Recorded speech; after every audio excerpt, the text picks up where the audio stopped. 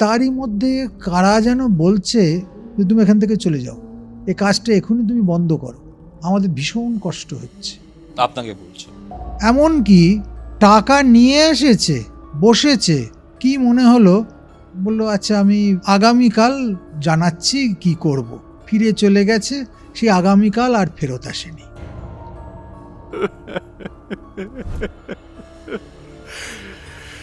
যখন আমরা এখানে মাটি খুঁড়ি তখন দু একটা জায়গা থেকে হাড়গোড় বেরিয়েছিল। আচ্ছা, তুই শুনতে পাচ্ছিস? বললো হ্যাঁ কুকুর আছে প্রচুর, কিন্তু এই ডাকটা তো ঠিক কুকুরের মতো নয়। শুধু আমি যে একলা শুনছি তা নয়, সেও শুনতে পাচ্ছে।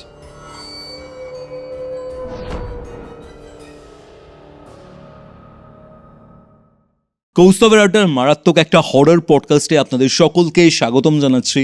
আমি কৌস্তব। আজকের এই ভিডিও শুরু করার আগে বেশ কিছু কথা বলে নিতে চাই। আপনারা আজকে যেমন কিছু হরর এক্সপিরিয়েন্স শুনবেন, তার সাথে সাথে এটাও জানতে পারবেন মৃত্যুর পর আত্মার সাথে কি হয়, অ্যাকচুয়ালি কি হয়, পিশাচ কিভাবে তৈরি হয়, কর্ণপিশাচিনী রিলেটেড এমন কিছু কথাবার্তা যা শুনলে আপনারা শিহরিত হবেন। মিরর ডাইমেনশনের ব্যাপারে জানবেন। এছাড়া দশম মহাবিদ্যা, বিষ্ণুর অবতার এবং আমাদের যে নবগ্রহ রয়েছে তাদের মধ্যে কানেকশন কি সেগুলোও জানবেন। আপনি কি করে বুঝবেন আপনার বাড়িতে ব্ল্যাক ম্যাজিক হয়েছে কিনা, শুয়োরের দাঁত, জল পোড়া, তেল পোড়া, ইচ অ্যান্ড এভরি জিনিস নিয়ে আজকে আমরা খুব ডিটেলসে কথা বলেছি। এই এপিসোডটা কিন্তু আপনাদের খুবই প্রয়োজনীয় একটা এপিসোড হবে। ভিডিওটা আমি বলবো এমন একজনকে শেয়ার করুন যে এই ভিডিওটার মাধ্যমে উপকৃত হবে, যার লাইফে ভ্যালু অ্যাড হবে। আপনারা যারা যারা আজকের এই এপিসোড দেখছেন তাদেরকে আমি একটা কথা খুব পার্সোনাল লেভেলে বলতে চাই। আপনারা যদি কৌস্তবের আড্ডাকে সাপোর্ট করতে চান তাহলে ডেফিনেটলি আমাদের মেম্বারশিপ নিতে পারেন। মেম্বারশিপ কিভাবে নেবেন? নিচে দেখুন লাইক, কমেন্ট, এই যে জায়গাটা রয়েছে আপনারা স্ক্রোল করলেই দেখতে পাবেন, সেখানে জয়েন বলে একটা অপশন রয়েছে। সেখানে জয়েন করে আপনারা আমাদের মেম্বার হতে পারেন। মেম্বারদের জন্য বেশ কিছু স্পেশাল পার্কস থাকবে। কি থাকবে? আমি প্রত্যেক সপ্তাহে নতুন নতুন কিছু পোস্ট দেব, মেম্বার্স অনলি। সেকেন্ড হচ্ছে আমি প্রত্যেক মাসে একবার করে লাইভ আসবো মেম্বার্সদের জন্য, এবং সেখানে আপনারা আমার সাথে ডাইরেক্টলি ওয়ান কনভারসেশন করতে পারবেন, অনেক কিছু জানতে পারবেন, আপনাদের ব্যাপার স্যাপার আমাকে জানাতে পারবেন। এছাড়াও আর একটা জিনিস যেটা হবে সেটা হচ্ছে যে অনেক ভিডিও থাকবে, সেটা শুধুমাত্র মেম্বার্স অনলি। আমাদের যে কোনো পডকাস্ট আপনারা 1 ঘন্টা আগে দেখতে পাবেন। এরকম বিশেষ কিছু পার্কস থাকবে মেম্বার্সদের জন্য।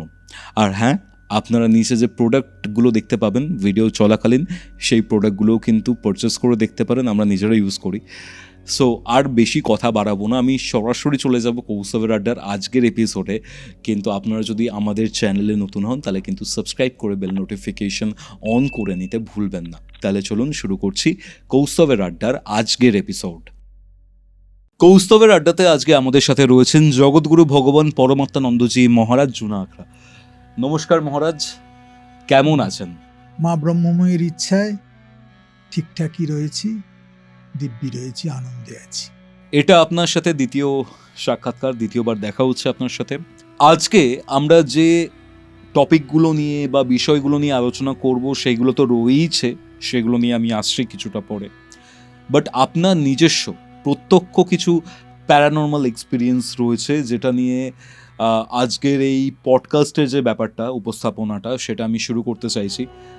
আপনার দুটো এক্সপিরিয়েন্স আজকে আমরা জানতে চলেছি। আমি প্রথম এক্সপিরিয়েন্সটা আপনার কাছে জানতে চাইবো। আপনি যেটুকু আমাকে জানিয়েছেন বা যতটা আমি শুনেছি আপনার থেকে, আমার মনে হয়েছে কারুর রিয়েল লাইফ বা বাস্তবিক জীবনে যখন এইগুলো ঘটে বা এইগুলো যখন সে সাফার করে, এই সাফারিংয়ের মধ্যে দিয়ে যখন সে যায় কোনো ব্যক্তিত্ব, কোনো মানুষ, তখন সেটা খুবই হরিবল হয়ে ওঠে। কি ঘটেছিল মহারাজ? একদম যে ঘটনাটা আমি প্রথমেই বলবো সেটা মাত্র আজকের থেকে 3-4 দিন আগের ঘটনা। 3-4 দিন? মাত্র 3-4 দিন আগে, দর্শ অমাবস্যার পরের দিন। দর্শ অমাবস্যা অর্থে চৈত্র অমাবস্যা, একে দর্শ অমাবস্যা বলে। এর পরদিন আমার এক ভক্ত, তার কাজ হচ্ছে প্রমোটিং, ডেভেলপারের কাজ করে সে। তো অনেক দিন থেকেই বলছে, মহারাজ আমি এত ভালো একটা প্রাইম লোকেশনে আমার কাজ করছি, যেখানে আমি ভিত খুঁড়লে গোটা বিল্ডিংটা বুকিং হয়ে যায়। সেখানে অন্তত 200 জন ঘুরে গেছে, একটাও বুকিং হয়নি। এমনকি টাকা নিয়ে এসেছে, বসেছে, কি মনে হলো, বললো আচ্ছা আমি আগামীকাল জানাচ্ছি কি করব। ফিরে চলে গেছে, সে আগামীকাল আর ফেরত আসেনি। মনে হচ্ছে কী করব, প্রচুর ইনভেস্ট করে ফেলেছি, 2-1টা অন্যান্য জায়গা থেকে টাকা নিয়েও সেখানে দিয়েছি, সাধারণত যেভাবে এই কাজগুলো হয়। এবার সকলেই কিছু কিছু ফেরত চাইছে, কিংবা আরও টাকা না আসলে আমি এর পরের অংশটা আর রেডি করতে পারবো না। আমার একদম মাটির নিচের যে কাজ সেটা পুরো কমপ্লিট হয়ে গেছে, গ্রাউন্ডের কাজটা একতলা হয়ে গেছে, দোতলা ঢালাই হতে আর 2-4 দিন বাকি। তা আমি দিশাহারা হয়ে যাচ্ছি। তা একবার আপনি আসুন, কেন এরকম হচ্ছে একটু যদি দেখে বলে দেন। তা এমনিতেই অমাবস্যা সারা রাত্রি বিভিন্ন তান্ত্রিক ক্রিয়া প্রক্রিয়া থাকে, মায়ের বিশেষ পুজো থাকে, সেটা তো আশা করি পশ্চিমবঙ্গবাসী সবাই জানে, ব্রহ্মময়ী কালীবাড়ির অমাবস্যার সেবার কথা। তা পরের দিন আমার যাওয়ার খুব একটা ইচ্ছে ছিল না, তবু অনেক করে বলল, ভক্তের কথাটা ফেলতে পারলাম না, গেলাম। খুব দূরেও নয়, আশ্রম থেকে সামান্য দূরে কৈখালি। তো সেখানে গিয়ে যেখানে গাড়িটা আমার থামলো, দেখলাম যে সত্যি প্রাইম লোকেশন যে কথাটা বলেছে এটা এতটুকু অতিরেক নেই, বাড়িয়ে বলেনি। তার সামনে দিয়ে বড় রাস্তা, এবং আমাকে আমার ভক্ত বলছে যে মহারাজ প্রতিদিন এই রাস্তা দিয়ে অন্তত 20-25 হাজার লোক যাতায়াত করে। ওইখানে বাস স্টপেজ, দুদিকে অসংখ্য দোকান, প্রাইম একদম ওর চেয়ে ভালো কিছু আর হয় না। স্টপেজে নেবে, 2 পা গেলেই সেখানে ঢুকতে পারবে, একদম 2 পা একবারে। তা নামলাম, দেখলাম হ্যাঁ ওর কথাটা ঠিকই, প্রাইম লোকেশন। এইবার যেখানে তৈরি হচ্ছে গ্রাউন্ডে আমাকে নিয়ে গেল, মানে একদম নিচটায় নয়, ওপরে, যেটা মাটির ওপরের একতলা, জি ফ্লোর। হ্যাঁ, সেইখানে আমাকে নিয়ে গিয়ে বসালো। বললে বাবা বিশ্বাস করবে না, বসানোর 1 মিনিটের মধ্যে থেকে একটা প্রতিক্রিয়া আমার মধ্যেও শুরু হয়ে গেল। আপনার মধ্যে? হ্যাঁ, এত একটা অস্বস্তি হচ্ছে, কিন্তু কেন অস্বস্তি হচ্ছে তার কোনো কারণ নেই। এমন নয় যে আমি সারাদিন খুব পরিশ্রম করে তারপরে বিকেলে এসেছি এখানে, তাও নয়। সকালের দিক থেকে বিশ্রাম করেছি, সবই ঠিক আছে, সঙ্গে সেবকরাও এসেছে, রাস্তায় জলের দরকার, জলও খেয়েছি, যা কোনো অসুবিধে কিছু নেই। আর আশ্রম থেকে কৈখালি এমন কিছু দূরেও নয়, হার্ডলি 30 মিনিটস। হ্যাঁ, অতটাও বোধহয় হবে না, 25 মিনিটের লোকেশনটা। বসতে বসতে দেখছি চারিদিকে একটা ধুলোর ঝড়ের মতো সৃষ্টি হলো। ঠিক ঝড় নয়, ঘূর্ণি নয়, অতটা বাড়াবাড়ি নয়, কিন্তু কোথাও যেন একটা কিছু অন্যরকম হচ্ছে এবং সাফোকেশন হচ্ছে, অথচ চারদিকটা খোলা। আচ্ছা, শুধুমাত্র পিলারগুলো ঢালাই হয়েছে, আশেপাশের সমস্ত দোকানগুলো খোলা, সেখানে দিব্যি লোকজন আসছে যাচ্ছে, বাস আসছে, লোক নামছে, যার যার সেখানে এসে চলে যাচ্ছে, কিন্তু মনে হচ্ছে না সাফোকেশন। এই সাফোকেশন হতে হতে এমন অবস্থা হলো যে ভমিটিং শুরু হয়ে গেল। আপনার? আমার। আমি গিয়ে হাতে মুখে একটু জল দিলাম, জল দিয়ে আবার এসে বসলাম। সে জিজ্ঞেস, বাবা শরীর খারাপ করছে? না বাবা, শরীর খারাপ করছে না, কিন্তু আমি যেটা ভেবেছিলাম মন্দির থেকে আস্তে আস্তে ঠিক সেই রকমই একটা কিছু ব্যাপার এখানে আছে, তার জন্য তোর এত প্রচেষ্টা, এত পুরো জল হতে বসেছে। তুই ইমিডিয়েট এই 4 দিক থেকে একটু মাটি সংগ্রহ করে নিয়ে আয়। এবং তার মধ্যে ইতিমধ্যে ঘাম শুরু হয়ে গেছে, অথচ ঘামের মতো পরিবেশ নয়, পরিশ্রমও নেই, ক্লান্তিও নেই, কোনো কিছুই নেই, খালি মনে হচ্ছে কেউ যেন দমটাকে আটকে ধরছে। এই করতে করতে ওরা মাটিটা নিয়ে আসলো, নিয়ে এসে বললো, বাবা আপনি একবার আমার অফিসটায় চলুন। অফিসে গিয়ে বসলাম, বলে ওখানে তো এসি আছে, আপনার শরীরটা যদি খারাপ লাগে ওখানে বসলে আপনার ভালো লাগবে। আমি বললাম আচ্ছা চল দেখি অফিসটায় যাই। অফিসটা ঈশান কোণে বানিয়েছে, টেম্পোরারি অফিস, হয়ে গেলে তারপর ওটা করে দেবে। তো ওখানে বসে এসি একেবারে ফুল করে দিয়েছে, তথাপি অস্বস্তিটা কিন্তু হচ্ছে। এবং ভেতর থেকে কেউ যেন একটা জানান দিচ্ছে যে এই জায়গাটা থেকে চলে গেলেই ভালো, আচ্ছা এখানে না থাকলেই ভালো। এই করতে করতে মাটিগুলো এনে হাজির করলো ওরা, 4 জায়গার মাটি। সেখানে একটা বিশেষ ক্রিয়া করে সুদর্শন মন্ত্র প্রয়োগ করলাম। সুদর্শন মন্ত্র প্রয়োগ করে বললাম যে দেখ, এইটাকেই আবার যেখান থেকে সব আনা হয়েছিল ওই সব মিশিয়ে দেওয়া হয়েছে, তো এটাকে 4 দিকে তুই ছড়িয়ে দে। ওরা তাই করলো। যখন ছড়িয়ে দিচ্ছে তখন যে সাফোকেশনটা তৈরি হয়েছিল, দেখা গেল আস্তে আস্তে আস্তে আস্তে সেটা ভ্যাকেন্ট হয়ে যাচ্ছে। এটার মধ্যে ভৌতিকতা না অলৌকিকতা না বাস্তুদোষ, যে যেভাবে এটাকে দেখতে চায় দেখতে পারে, কিন্তু এটা যে একটা ন্যাচারাল ঘটনার বাইরে একটা অতি লৌকিক, অলৌকিক বলবো না, অতি লৌকিক কিছু রয়েছে সেটা বোঝা গেল।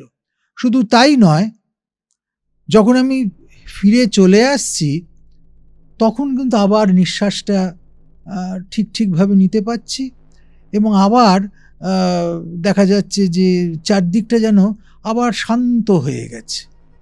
গাড়িতে করে চলে আসলাম, এবং সবচেয়ে মজার কথা, গতকালই সে জানালো যে বাবা আমার 2টো বুকিং হয়েছে, যারা সব চলে গেছিল তাদের থেকেই 2জন এসে 2টো বুকিং করে দিয়ে গেছে। আচ্ছা এরকম হলো কেন আমাকে জিজ্ঞেস করছে। আমি বললাম দেখ, তুই পুরনো হিস্ট্রি নে ওই জায়গাটার, দেখবি ওইখানে নিশ্চিতভাবে হয় কোনো শ্মশান নয় কোনো কবরস্থান ছিল। বললো না, এটা তো হতেই পারে না, এটা তো লোকালয়ের ভেতরে, কবর শ্মশান কোনোটাই থাকতে পারে না। এটা তো আমি বিশ্বাস করতে পারছি না। আমি বললাম তুই যা না গিয়ে খোঁজ নে। খোঁজ নিয়ে আমাকে জানালো যে না, শ্মশান এখানে ছিল না, কারণ এটা অনেক দিন থেকেই জনবহুল, তবে এখানে একটা খুব পুরনো কবরস্থান ছিল। যখন আমরা এখানে মাটি খুঁড়ি তখন 2-1টা জায়গা থেকে হাড়গোড় বেরিয়েছিল, অনেক নিচের, কেননা বেসমেন্ট যেটা করেছে সেটার মধ্যে প্রচুর গাড়ি ধরতে পারবে, বড় প্রজেক্ট। হ্যাঁ, সেখান থেকে ওই মাটি খুঁড়তে খুঁড়তে বেরিয়েছিল। বললাম এটা তো ওরা আগে খেয়াল করিসনি? বললো না, আমরা যেটুকু এর পাস হিস্ট্রি নিয়েছি বা যেটুকু রেজিস্ট্রি করতে গেলে যা প্রয়োজন হয় তাতে তো এটা অতটা আমরা নজর করিনি। আপনি বলতে আমরা যখন ভালো করে আবার দেখলাম, বহু আগে ওখানে একটা কবরস্থান ছিল, পরে ওটা হস্তান্তর হয়, তারপর আস্তে আস্তে বিক্রি টিক্রি হয়ে এখন বাস্তু টাস্তু হয়ে এইরকম পজিশনে এসে দাঁড়িয়েছে। তাহলে একটা প্রেতের প্রভাব বাস্তুর ওপর যে পড়ে, কিংবা একটা প্রেতের প্রভাব যে কোনো জায়গার ওপরে পড়ে, এটা একদম প্রত্যক্ষ। শুধু প্রত্যক্ষ তাই নয়, যখন সেখানে গিয়ে আমি উপস্থিত হয়েছিলাম, যারা সেখানে রয়েছে তাদের সেটা অস্বস্তির কারণ হচ্ছিল। এবং আমি দেখলাম ভেবে যে এই যে মানুষগুলো বারবার এসেছে এবং চলে গেছে, প্রায় 200 জন ভিজিট করেছে, একটা ক্ষেত্রেও ব্যাপারটা ম্যাচিওর করেনি। কেন? তাদের মধ্যে এমন একটা কিছু ফিলিংস হয়েছে বা এমন কিছু একটা তাদের মনে হয়েছে যে তারা এই ব্যাপারটা থেকে দূরে সরে গেছে, এগোয়নি আর। আর বিষয়টা বাস্তবায়িত হয়নি। এটা একদম 2-4 দিন আগেকার স্মৃতি। এবার এখানে আমার দুটো প্রশ্ন রয়েছে। প্রথম প্রশ্ন হচ্ছে, এই যে ধরুন কবরস্থান, সেই কবরস্থানে হয়তো অনেক পুরনো, কিন্তু আস্তে আস্তে জনবসতি এগিয়েছে, এটার ওপরেও হয়েছে। তাহলে ব্যাপারটা হচ্ছে, এই জায়গাতে এর আগেও যারা যারা বসতি স্থাপন করেছে, বাস্তু তৈরি করেছে, যাই করেছে, তাদেরও তো এই প্রবলেমটা হওয়ার তারা কথা। টিকতে পারেনি বলেই অত সস্তা দরে ওই রকম প্রাইম লোকেশনে জমিটাকে বেচে দিয়ে চলে গেছে। আর আপনি আমি যখন যে জিজ্ঞেস করলাম যে হ্যাঁ রে, এই জমিটা যে তুই কিনলি হদিশ পেলি কোথা থেকে, না অমুকে আমাদের তো বহুজনের সঙ্গে যোগাযোগ থাকে, তা অমুকে এনে দিয়েছিল। বলে সে এটার কি হয়েছিল এর আগে, বলে আগে এখানে কিন্তু বাড়ি ছিল, কিন্তু সেই বাড়িতে কেউ ভালোভাবে টিকতে পারতো না, আর অনেকগুলো দোকানও ছিল, দোকানগুলোও চলতো না, অথচ তার পাশের দোকানই, উল্টো দিকের দোকান, আশেপাশের দোকান, সেগুলো দিব্যি চলছে। তা তখন ওই সব দোকান ঠোকানো উঠে যায়, বাড়িওয়ালাও জায়গাটাকে বিক্রি করে দেয়। আমি একদম খুব সস্তায় এটা পেয়ে গেছি। আপনি এখানে উল্লেখ করলেন যে সুদর্শন মন্ত্র আপনি প্রয়োগ করেছেন। এই সুদর্শন মন্ত্রের উপকারিতাটা কি? সুদর্শন মন্ত্র হচ্ছে, সুদর্শন কার আয়ুধ? ভগবান বিষ্ণুর আয়ুধ। যখন সমস্ত অস্ত্র ফেল করে তখন সুদর্শন সর্বাধিক কার্যশীল হয়।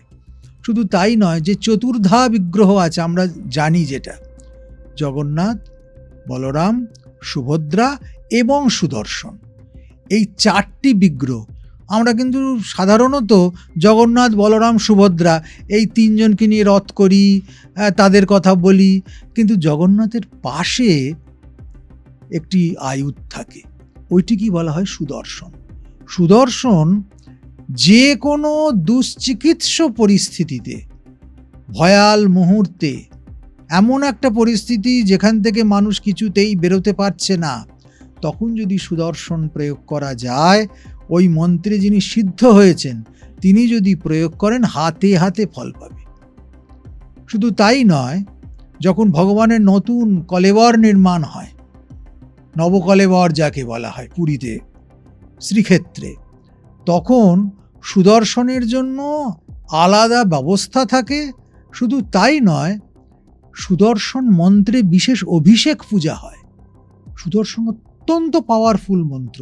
আমরা নানান রকম দিকে ঘুরে বেড়াই, নানান রকম দেবদেবীর কথা ভাবি, কিন্তু সুদর্শন যদি প্রয়োগ করা যায়, তাহলে সর্বদেবদেবীর মিলিত শক্তি যা না করতে পারে, এক সুদর্শন সে কাজ করে দিতে পারে। বুঝতে পারছি।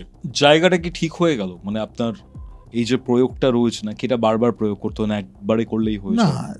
এটা বারবার প্রয়োগ করতে হবে না। আপাততের মতো সেখানে একটা আমরা ফার্স্ট এডের মতো দেওয়া হলো, তারপরে ওখানে বাস্তু শোধন টোধন করলে ব্যাপারটা ওকে হয়ে যাবে। শ্মশান বাস্তু বা কবর স্থান বা পতিত স্থান, শাস্ত্রের উল্লেখ করা আছে যে তার ওপর সরাসরি বাস্তুগৃহ নির্মাণ করা যাবে না। তাহলে তার কি বিধান আছে? সেই বিধান অনুযায়ী বাস্তুটাকে যদি শোধন করা যায় এবং তাকে যদি জাগ্রত করা যায়, তাহলে সেখানে আবার মনুষ্য বাস্তু বা দেববাস্তু হতে পারে। কোনো বাস্তু যেখানে নির্মিত হবে তার জমিটা খারাপ রয়েছে, কিন্তু আমি বাস্তুর অ্যাকর্ডিংলি আমি পুরো নর্থ ইস্টে আমার থাকবে হচ্ছে ঠাকুর ঘর, সাউথ ইস্টে কিচেন থাকবে, সাউথ ওয়েস্টে বা ওয়েস্টের দিকে আমার আলমারি থাকবে, নর্থ ওয়েস্টে বায়ুকোণ, সেখানে আমি একটু গাছপালা রাখলাম। ধরুন অ্যাকর্ডিং টু দ্য বাস্তু আমরা পুরো জিনিসটাকে নির্মাণ করলাম, কিন্তু জমিটা খারাপ, তাহলেও কি আমি নেগেটিভ এফেক্টটা পাবো? একদম জিরো ফল হবে। আমি যার ওপর করছি সেটাই ঠিক নেই। ভিতটাই যদি আমার দুর্বল হয়, সেই ছেলেটা স্টার পাবে, লেটার পাবে, এটা হতে পারে? কোনোদিন হতে পারে না।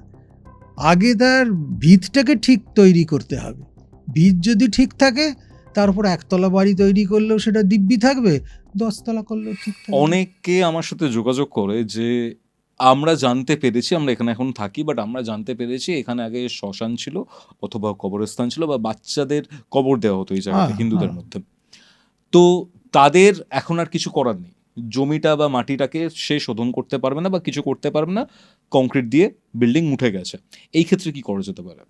সে যদি সেখানে বাড়ি তৈরি করে, হুম তার নিজস্ব বাড়ি একটা করেছে সেই রকম জায়গায়, বাড়িটা তো বন্ধন করতেই পারে, বাড়িটা তো শোধন করতেই পারে। হুম যদি ফ্ল্যাট কেনে, এরকম জায়গায় ফ্ল্যাট হয়েছে, সে 2 তলায় কি 3 তলায় কি 5 তলায় একটা ফ্লোর কিনেছে, একটা ঘর কিনেছে, হুম সে ঘরটাকে বেঁধে নেবে, ঘরটাকে শোধন করে নেবে। তাকে চারদিক দিকে যদি বন্ধন করে দেয়, তাহলে গোটা বিল্ডিংয়ের প্রতি ঘরে ঘরে গিয়ে প্রত্যেকটা মানুষকে কনভিন্স করা যে দেখো এই বাস্তুটা ঠিক নেই, তার জন্য আমরা পুরো ফ্ল্যাট ভুগছি বা এরকম হচ্ছে, তা না করে সে শুধু নিজেরটুকু করে নেবে। আর যদি দেখা যায় যে গোটা ফ্ল্যাটটাই রাজি হচ্ছে তাতে, তাহলে সেটা সামগ্রিকভাবে হবে, সার্বজনিক হবে, আর না হলে ব্যক্তিগতভাবে তাকে প্রোটেকশন নিতে হবে। কোনো জমি নর্মাল আছে, ওকে আছে, তার বাস্তুতে কিছু প্রবলেম রয়েছে বা হোয়াট এভার, সেই ক্ষেত্রে একটা মানুষ যতটা না সাফার করবে, আপনি বললেন যে জমি খারাপ, তার উপরে বাস্তু হয়েছে, সেখানে আমি বন্ধন করে দিলাম বা শোধন করলাম, শোধন করার পর কি একদম নর্মালাইজ হয়ে যাবে সব কিছু? একদম হয়ে যাবে।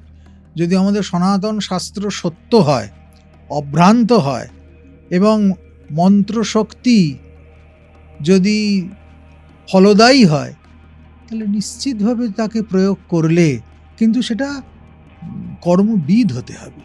যিনি করছেন তার এক্সপার্টাইজড, তার দক্ষতার ওপর নির্ভর করছে যে সেটা কতটা কাজ করবে আর কতটা কাজ করবে না।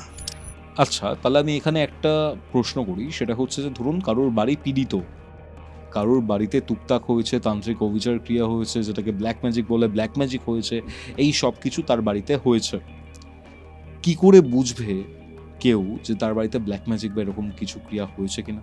সিমটমস কি কি? এক গ্লাস জল, গঙ্গা জল নয়, এমনি জল, তার মধ্যে কর্পূর হুম এবং অগরু দিয়ে একটা তামার ঘটে ভরতে হবে। ঘরটা পুরোপুরি হয়ে গেল, একটা লাল কাপড় দিয়ে সেটাকে চাপা দিয়ে রেখে দিতে হবে ঈশান কোণে। যদি দেখা যায় পরের দিন ওই কর্পূর আর অগরুর সুগন্ধটাকে ছাড়িয়ে একটা বদ গন্ধ উঠছে, হুম তাহলে বুঝতে হবে বাস্তুটা ঠিক নেই। আর যদি দেখা যায় না যেমন ছিল তেমনই আছে, হুম। বেশ ভালোই গন্ধ পাওয়া যাচ্ছে, কর্পূরের গন্ধ, অগরুর গন্ধ, তাহলে বুঝতে হবে যে বাস্তু ঠিকঠাকই আছে, অন্য কোনো সমস্যা হচ্ছে যার জন্য আমরা বিভিন্ন সংকট এর মুখোমুখি হচ্ছি। এটা হচ্ছে সবচেয়ে সহজতম উপায়। আর একটা উপায় আছে, চাল, আতপ চাল, হুম হলুদ মাখিয়ে সেটাকে ছড়িয়ে দিতে হবে রাত্রিরে শোবার সময় মেন গেটের কাছে। সেটা নিজের ফ্ল্যাটের মেন গেট হতে পারে, কিংবা পুরো বিল্ডিংয়ের মেন গেট হতে পারে, কিংবা যদি নিজের বাড়ি হয় তাহলে বাড়ির মেন গেট হতে পারে। হুম সেখানে ছড়িয়ে দিয়ে শুয়ে পড়া, পরদিন বাসি কাপড়ে ওই চালগুলোকে কালেক্ট করে নেওয়া, কালেক্ট করবার পর সেটাকে বাড়ির বাইরে, ফ্ল্যাটের বাইরে নিয়ে গিয়ে কর্পূর সহযোগে জ্বালিয়ে দিতে হবে। এই জ্বালানোর সময় যদি সেখান থেকে বদগন্ধ ওঠে, তাহলে বুঝতে হবে যে বাস্তুটা ঠিক নেই, এর ওপর কোনো প্রেতের কুপ্রভাব আছে, এর ওপর অতিলৌকিক কিছু প্রভাব আছে, বা এর ওপর কোনো খারাপ নজর আছে। আর যদি দেখা যায় যে না, সাধারণভাবে ওটা পুড়ে গেল, তাহলে বুঝতে হবে যে এই সমস্ত কিছু নেই, নিশ্চিন্তে আমি অন্য দিকে কনসেন্ট্রেট করি, যে কোথা থেকে আমার এই সংকটগুলো আসছে সেটাকে আমি বার করবার চেষ্টা করি। বাড়ির বাস্তুর ব্যাপারটা তো জানা গেল, ইন্ডিভিজুয়াল কারোর মধ্যেও কোনো প্রবলেম থাকতে পারে, হুম, সে কোনো প্রেতের নজরে পড়েছে, তার উপরে তুকতাক বা ব্ল্যাক ম্যাজিক হয়েছে, হুম, সে এমন কোনো রাস্তার উপর দিয়ে এসছে যেখানে সে পারিয়েছে কিছু, যেটার মাধ্যমে অন্য কারোর দোষ, ডিঙিয়েছে, তার মধ্যে চলে এসেছে, এই ব্যাপারগুলো ঘটতে পারে।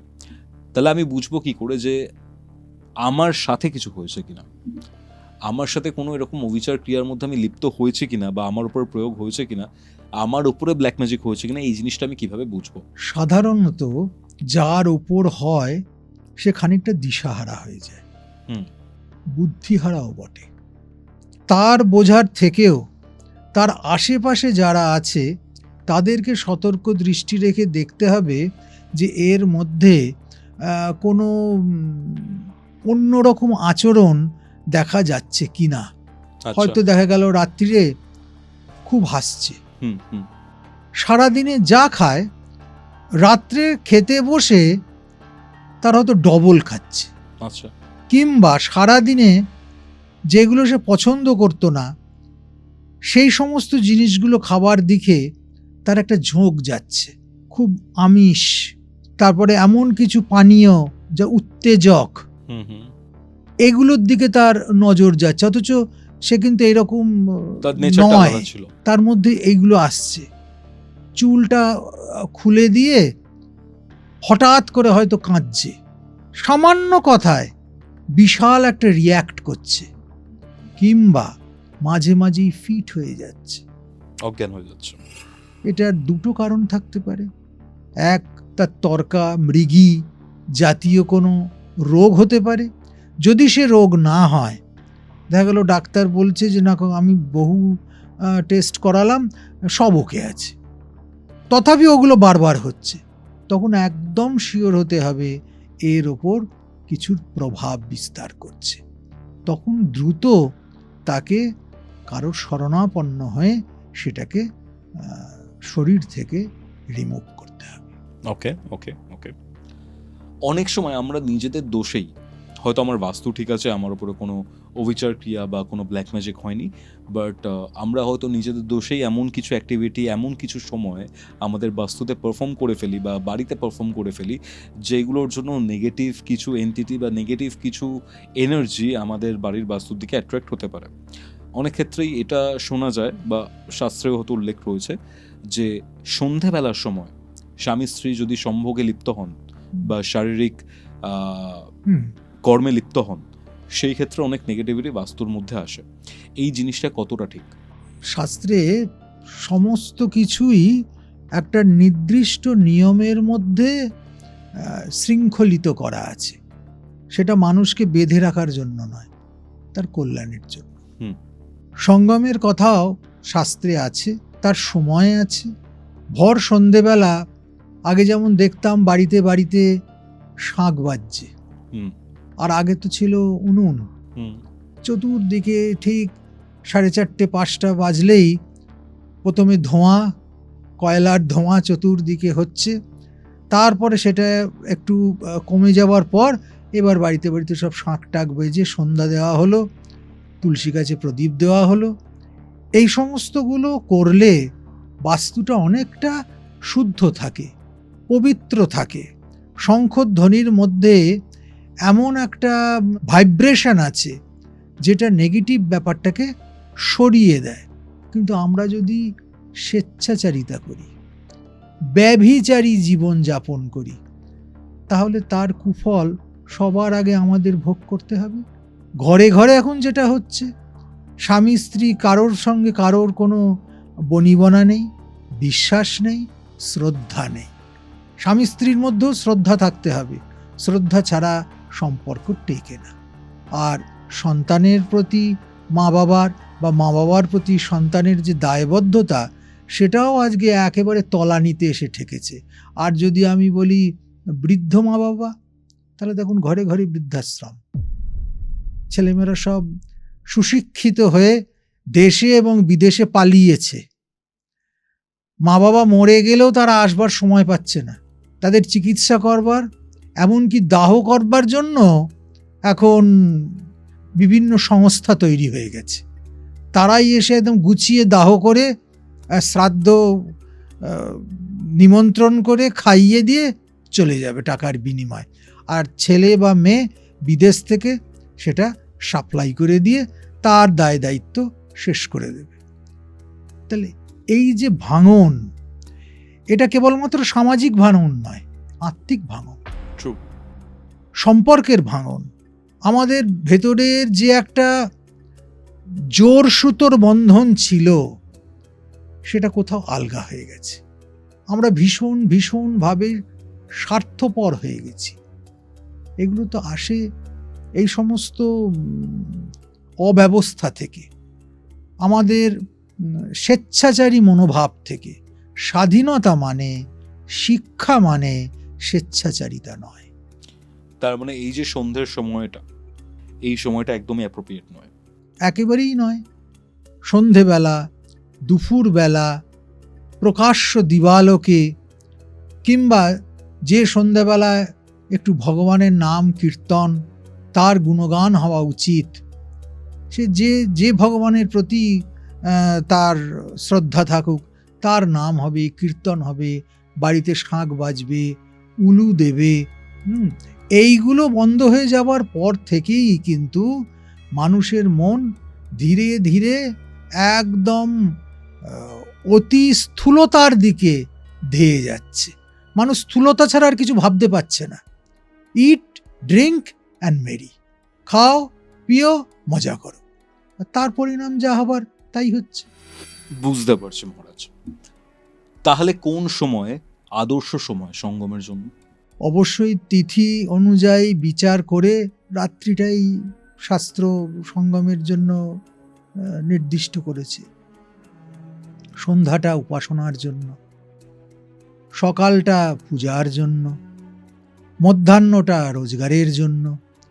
এরকম দিনের বিভিন্ন সময়কে শাস্ত্রকারেরা বিভিন্ন কাজের জন্য নির্দিষ্ট করে দিয়েছে। সেই সময় সেই কাজটা করলেই মানুষ ভালো থাকবে, সুখে থাকবে, আনন্দে থাকবে।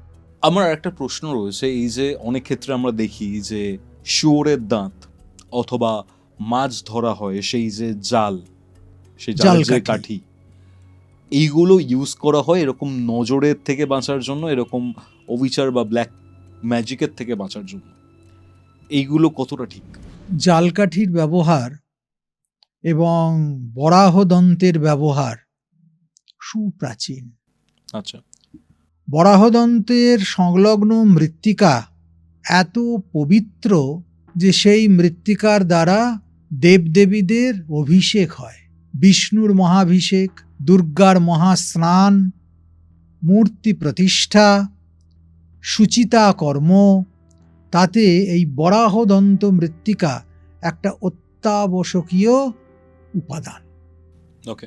আর আমরা তো এও জানি যে ভগবান বরাহ মূর্তি ধারণ করেছিলেন। বরাহ অবতারের কথা আমরা সবাই জানি। সেই বরাহ অবতারে তিনি পৃথিবীকে উদ্ধার করেছিলেন এবং হিরণ্যকশিপুর দাদা হিরণ্যাক্ষকে বধ করেছিলেন। যে হিরণ্যকপুর সে হচ্ছে প্রহ্লাদ।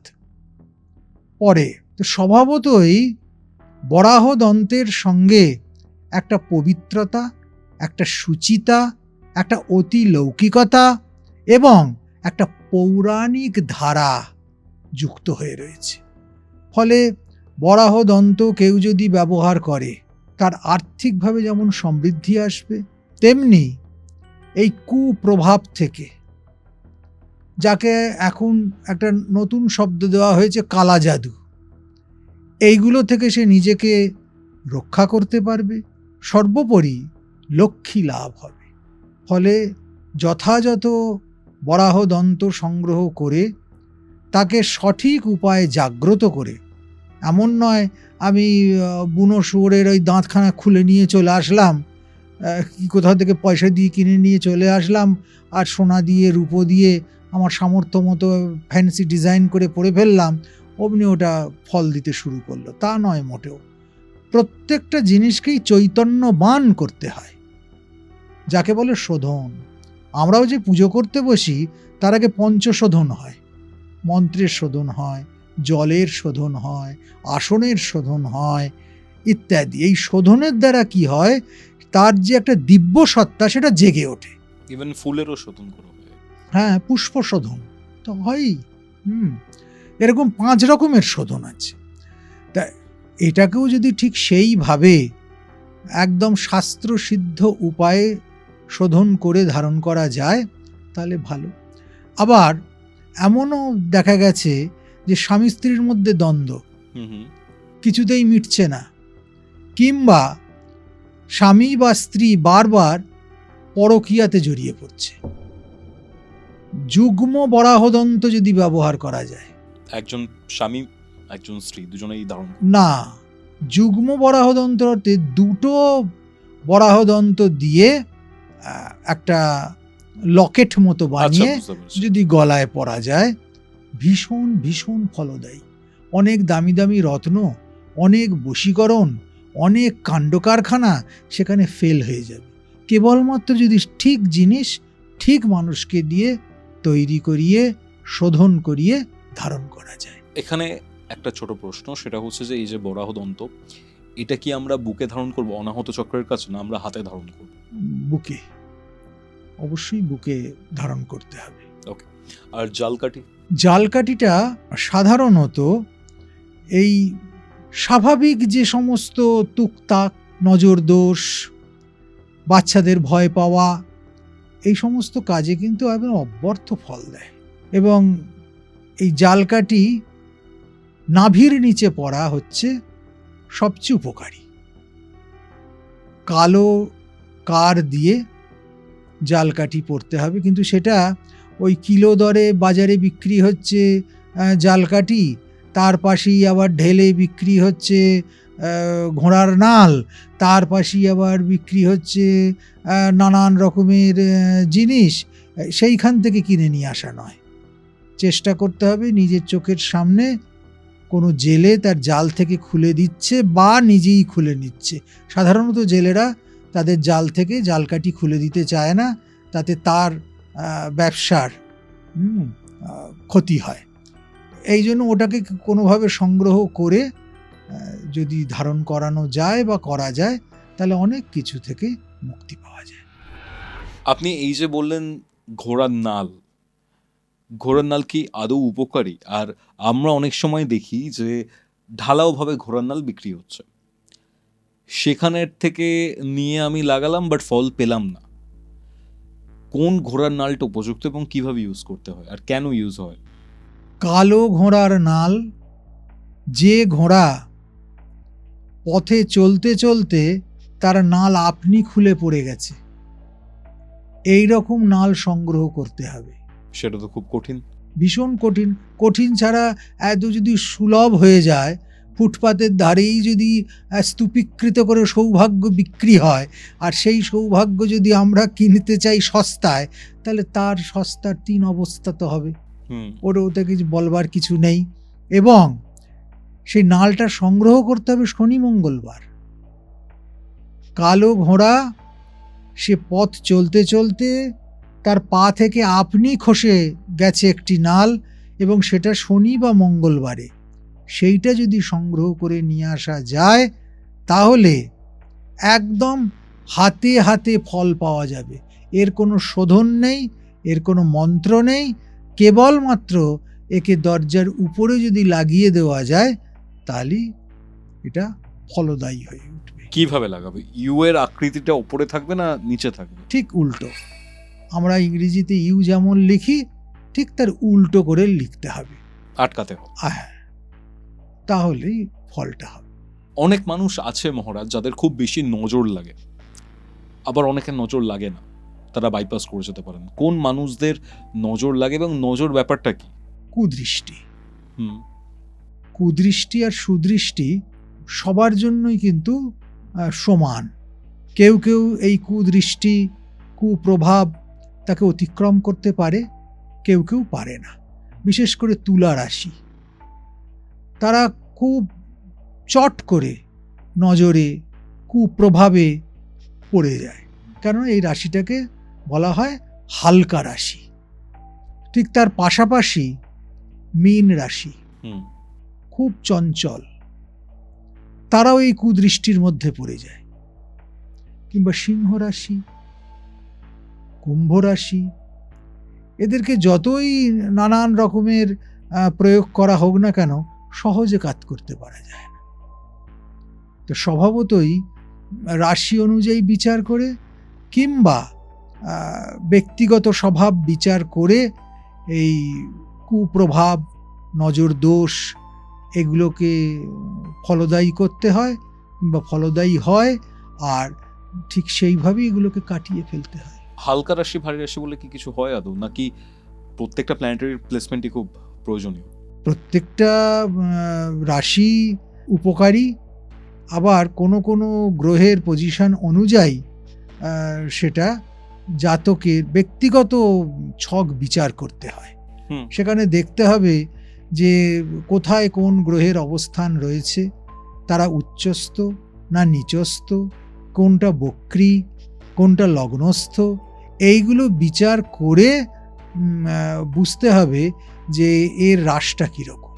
তবে সাধারণত সার্বজনীনভাবে বললে তুলা রাশি, মিথুন রাশি, এই মীন রাশি, এরা একটু হালকা চালের হয়, তাদের নজর লাগার টেন্ডেন্সিটা বেশি থাকে।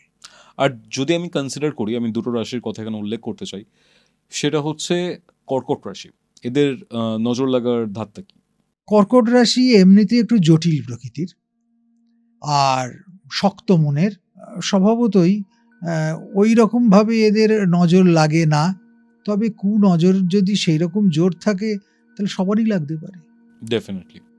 আর আমি যদি এখানে কনসিডার করি বৃশ্চিক রাশি, কারণ বৃশ্চিক রাশিতে চন্দ্র নিম্নস্থ হয়, চন্দ্র নিচ থাকে, এদের মেন্টাল আপ ডাউন অনেক বেশি হয়, মেন্টাল অ্যাংজাইটি অনেক বেশি হয়। তো বৃশ্চিক রাশির নজর লাগার ধাত কিরকম, যদিও মঙ্গলের রাশি? বৃশ্চিক রাশির কিন্তু মাঝে মাঝেই দেখা যাচ্ছে নজর দোষ হচ্ছে, শরীর খারাপ হচ্ছে, নানানভাবে সে সাফার করছে, রিলেশনশিপ খুব একটা স্টেবল হয় না, একবারই হয় না। কেন, সে এমনি নিজেও একটু কুচুটে থাকে, আর তার পাশাপাশি দেখা যায় যে যার সঙ্গে তার সম্পর্ক তৈরি হচ্ছে তাকেও সে ঠিক খোলা মনে নিতে পারে না। তবে জাতকে এটা ভ্যারি করে, গ্রহের পজিশন অনুযায়ী ভালো মন্দ সব রকমই হয়। যদি এই যে ব্যাপারটা, রাশির ব্যাপারটা, এটাকে আমরা এখনকার দিনে একটা খুব কথা উঠেছে, সেটাকে অরা বলে। আমাদের যে জ্যোতি রয়েছে আমাদের আশেপাশে, সেই অরার ওপরে অনেক কিছু ডিপেন্ড করে, যে অরা ভেদ করে আমাদের ভেতরে কিছু আসতে পারছে কি পারছে না, বা অরাটাকে কাটিয়ে আমাদের ভেতর থেকে কেউ কিছু নিতে পারছে কি পারছে না। মন্ত্রের অনেক শক্তি, উচ্চারণের ফলে যে ভাইব্রেশন তৈরি হয়, সেই ভাইব্রেশনটা যার জন্য আমরা কাজটা করছি তার প্রতি সঞ্চারিত হয়ে যায়। এবার এখানে আমার যেটা প্রশ্ন, সেটা হচ্ছে যে এই যে জল পোড়া দেওয়া হয়, এই যে তেল পোড়া দেওয়া হয়, এগুলো কি আদৌ এফেক্টিভ? আর যদি এফেক্টিভ হয়, এর পেছনের লজিকটা কি? শব্দ শক্তি আছে, ডেফিনেটলি।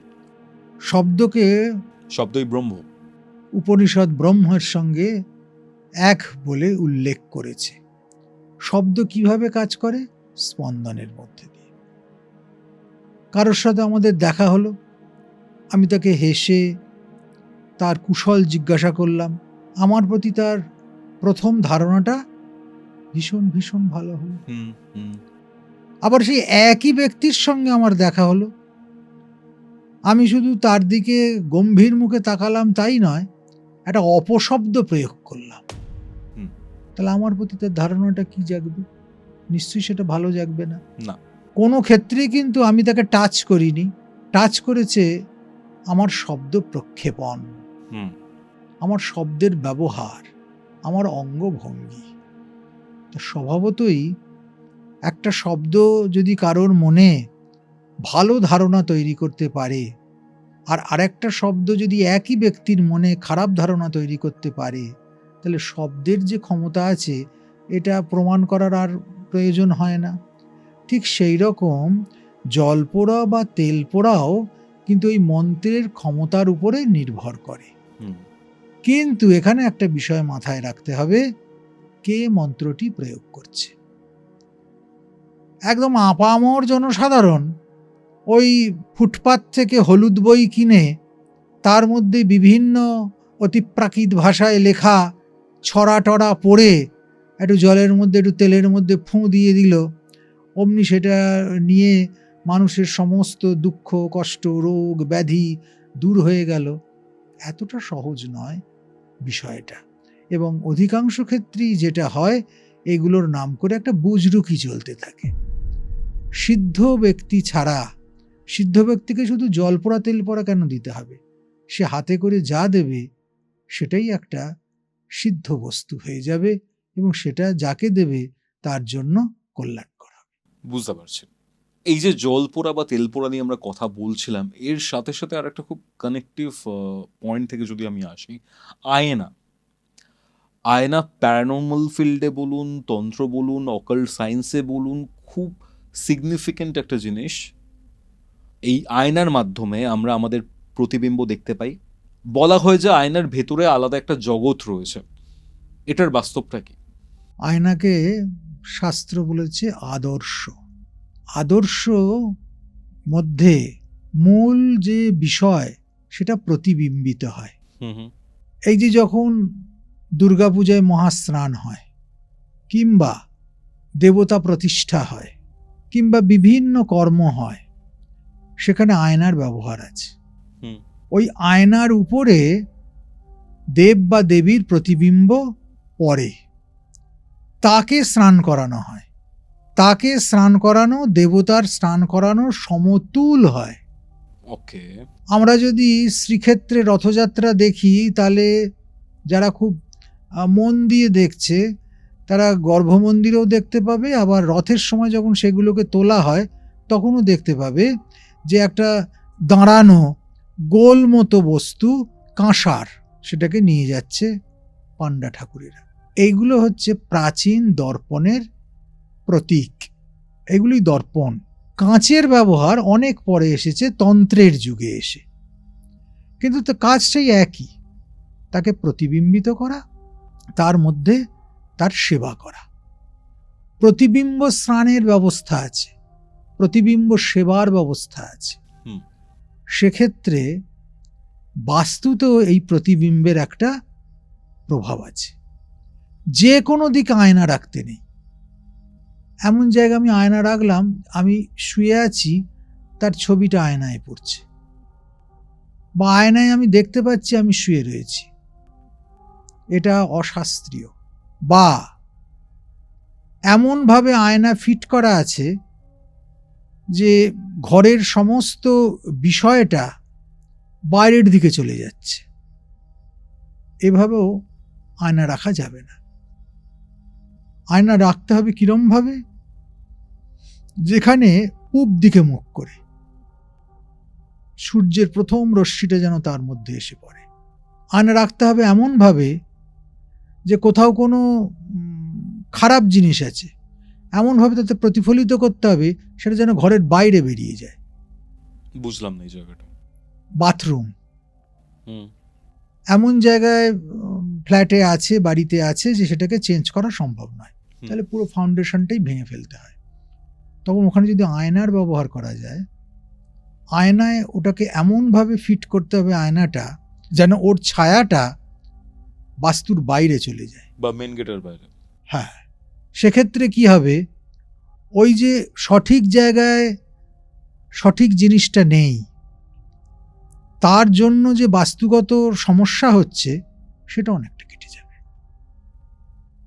আর নখদর্পণ বলে একটা কথা হয়, নখের মধ্যে সিঁদুর দিয়ে সেখানে ছবি দেখাতে পারে কেউ কেউ। এগুলো অধিকাংশ ক্ষেত্রেই ঠিক নয়, আবার কখনো কখনো সমর্থ ব্যক্তি সেটা ঠিক করতে পারে। অধিকাংশ ক্ষেত্রে ঠিক নয়, যে কেউ নখদর্পণ করে দিচ্ছে, সেটা তো একদমই না, সেটা একেবারেই হয় না। কিন্তু যারা জানে, নখদর্পণে যারা সিদ্ধ, তারা নখের মধ্যে বিশেষ মন্ত্রপুত তেল সিঁদুর দিয়ে সেখানে শত্রুর ছবি দেখাতে পারে, সেগুলো কিন্তু একদম অব্যর্থ হয়। সেটাকেই নখদর্পণ বলে। সেটাকেই বলে নখদর্পণ, বাংলাতে প্রচলিত কথাও রয়েছে এটা। এই যে আয়নার ব্যাপারটা আপনি বলছিলেন, যদি কারোর বাড়ির ঈশান কোণে বাথরুম হয়, আয়নার মাধ্যমে সলভ করা যাবে না? যাবে না? যাবে। এমনভাবে তাকে ফিট করতে হবে আয়নাটাকে যেন তার প্রতিবিম্বটা মেন গেটের বাইরে চলে যায়। কিন্তু সেখানে তো উপাসনার জায়গা, পুজোর জায়গা, সেখানে কি তো আমি উপাসনাটা করতে পারবো না, তাহলে তো না। থেকেই যাচ্ছে ফিজিক্যালি। ওই আয়নার দ্বারা সেটা প্রতিবিম্বিত হয়ে বাইরে চলে যাচ্ছে, কেননা আমি ফাউন্ডেশনটাকে নষ্ট করতে পারবো না, হুম। তাহলে গোটা বাড়ি বা ফ্ল্যাটের ফাউন্ডেশনটাই নষ্ট হয়ে যাবে। সেক্ষেত্রে এটা একটা বিকল্প উপায় হিসেবে কাজ বাট করতে পুরোপুরি পারে। ঠিক হবে না। পুরোপুরি ঠিক হবে না কখনোই, কিন্তু 80% ঠিক হবে। ঈশান কোণে বাথরুম থাকা তো একদমই, একেবারেই ঠিক নয়, ওটা তো উপাসনার জায়গা, ঠাকুর ঘর থাকবে। কিন্তু কিছু কিছু ক্ষেত্রে আমি দেখেছি আমার পরিচিত 2-3 জনের বাড়িতেই, তারা বলুন টাকা পয়সার দিক থেকে বলুন, সোসাইটিতে স্ট্যাটাসের দিক থেকে বলুন, সোশিও ইকোনমিক কন্ডিশন হিসেবে বলুন, বা শারীরিক দিক থেকে বলুন, সে তার মা বাবা কোনো রকমের সাফারিংয়ের মধ্যে দিয়েই যাচ্ছে না। তাদের বাড়িতে শান্তি রয়েছে, ভগবানের স্থানও রয়েছে, একটা ফুল লাইফ তারা লিড করছে, যদিও ঈশান কোণে তাদের বাথরুম রয়েছে। কোনো প্যারানর্মাল অ্যাক্টিভিটি, কোনো রকমের কোনো এফেক্ট আমি তাদের মধ্যে দেখতে পাচ্ছি না। এটা কেন হয়? যারা সেখানে বাস করছে তাদের ব্যক্তিগত গ্রহের সন্নিবেশ, হুম। তাদের ইচ্ছা শক্তি, তাদের উপাসনার ক্ষমতা বা তাদের বিশ্বাস, শ্রদ্ধা, দেবদ্বিজে, সেইগুলো এই কুপ্রভাবটাকে বেরিয়ে আসবার জন্য সাহায্যকারী হচ্ছে। কিন্তু সেটা তো সবার জন্য সম্ভব হচ্ছে না। যারা অবিশ্বাসী, বিষ বিশ্বাসীকেও মারবে, অবিশ্বাসীকেও মারবে। যারা বিশ্বাসী তারা যদি কোনো কারণবশত বিষটা খেয়ে ফেলে, সঙ্গে সঙ্গে তারা একটা প্রতিষেধক নিতে পারবে, আর অবিশ্বাসী ছটফট করে মরে যাবে। বুঝতে পারছি। ইচ্ছা শক্তির মাধ্যমে আমার উপরে ধরুন ব্ল্যাক ম্যাজিক করা হচ্ছে, বা আমার উপর নজর, দোষ এসেছে, অথবা আমার কোনো খারাপ গ্রহের দশা চলছে, বা আমার বাড়িতে নর্থ ইস্টে বাথরুম রয়েছে, ইচ্ছা শক্তির মাধ্যমে কি এগুলোকে লড়া সম্ভব? নিশ্চয়ই। ইচ্ছা শক্তি, উইল পাওয়ার, স্বামীজি বারবার বলছেন উইল ফোর্স। তুমি যা মনে মনে ভাবিবে তুমি তাই হইয়া যাইবে। আমাদের মনের ভাবনাটাই তো ঠিক জায়গায় পরিচালিত হয় না। আত্মশক্তি যদি জাগ্রত হয়ে ওঠে, তাহলে আর কি শক্তির আবশ্যক আছে? ভেতর থেকে যখন ঊর্জা জাগতে থাকে, তখন বাইরে কি হলো না হলো সেটাকে অত পাত্তা না দিলেও চলে। লোকে কারুর দেহে বা কারুর শরীরে কোনো বিধেয়ী আত্মা বা প্রেতাত্মা ভর করেছে কিনা সেটা কিভাবে বুঝবো? আর ধরুন ভর করেছে, সেই ক্ষেত্রে আমি ইমিডিয়েট বেসিসে কারোর কাছে যেতে পারছি না, কাউকে কন্ট্যাক্ট করতে পারছি না, আমি কিভাবে সেটার থেকে বেরিয়ে আসার চেষ্টা করতে পারি? প্রথম প্রশ্নটার আগে জবাব দিই যে কার শরীরে ভর করেছে কিনা কিভাবে বুঝব। তার কথাবার্তা অন্যরকম হয়ে যাবে, চোখের চাহনি স্থির হয়ে যাবে, হঠাৎ হঠাৎ করে সে উত্তেজিত হয়ে পড়বে, এবং উত্তেজিত অবস্থায় সে এমন ভাষা প্রয়োগ করবে, এমন আচরণ করবে, যেটা স্বাভাবিক অবস্থায় সে করে না। এর থেকে বুঝতে পারবো যে তার মধ্যে দ্বিতীয় কোনো সত্তা ঢুকে গেছে এবং সে তাকে পরিচালিত করছে, যাকে আমরা বলতে পারি প্রেতের প্রবেশ। এরকম অবস্থায় সবচেয়ে ভালো হচ্ছে কারোর সাহায্য নেওয়া, শরণাপন্ন হওয়া, তার দ্বারা এই বিষয়টাকে একদম সমূলে নির্মূল করে দেওয়া তৎক্ষণাৎ, যদি না সম্ভব হয় কোনো কারণে। 5টা শুকনো লঙ্কা নিয়ে পা থেকে মাথা পর্যন্ত ঠেকিয়ে সেটাকে পুড়িয়ে দিতে হবে। যদি দেখা যায় যে পোড়ানোতে লঙ্কার ঝাঁঝটা বেরোচ্ছে, তাহলে বুঝতে হবে ঠিক আছে, কোনো অসুবিধে নেই। আর যদি দেখা যায় যে না, লঙ্কার ঝাঁঝটা বেরোলো না, তাহলে বুঝতে হবে যে একে সম্পূর্ণভাবে এখনো ছেড়ে যাচ্ছে না। সেইভাবে আমাদেরকে ব্যবস্থা নিতে হবে। প্রত্যেকটা মানুষ যারা জন্মেছে বা প্রত্যেকটা প্রাণী যারা জন্মেছে তাদের মৃত্যু অবধারিত, মৃত্যু হবেই। কিন্তু এই যে মৃত্যুর পর মানুষের সাথে কি হয়? নশ্বর দেহ ধ্বংস হয়ে যাচ্ছে, আত্মা নির্গত হচ্ছে নশ্বর দেহ থেকে, কি হয় এরপরে? গীতায় ভগবান বলছেন, জাতস্য হি ধ্রুব মৃত্যু, ধ্রুবং জন্ম মৃতস্য চ। যে জন্মেছে তাকে মরতেই হবে, আর যে মরেছে ধ্রুবং জন্ম মৃতস্য চ, তার পুনরায় জন্ম হবে। তবে এই জন্মটা কিন্তু আমাদের কর্মফলের ওপর হয়। সারা জীবন আমি যে কর্ম করলাম, যে গুণের চর্চা করলাম, যে জীবন যাপন করলাম, সেই অনুযায়ী আমার পরবর্তী জন্ম হবে।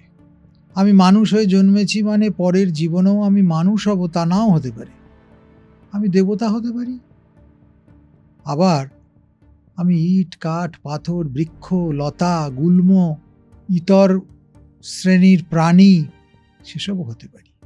মৃত্যুর পরই আত্মা বহির্গত হয়। বহির্গত হবার পর দুটো মত পাওয়া যাচ্ছে।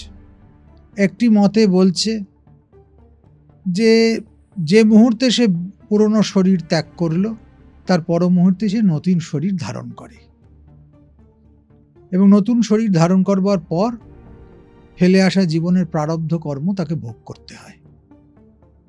আর একটা মত বলছে যে না, তৎক্ষণাৎ সে শরীর ধারণ করে না, 10 দিনের দশাহ পিণ্ড বা ঘাট পিণ্ড ক্রিয়া হয়, পারলৌকিক ক্রিয়া যেটা বলে।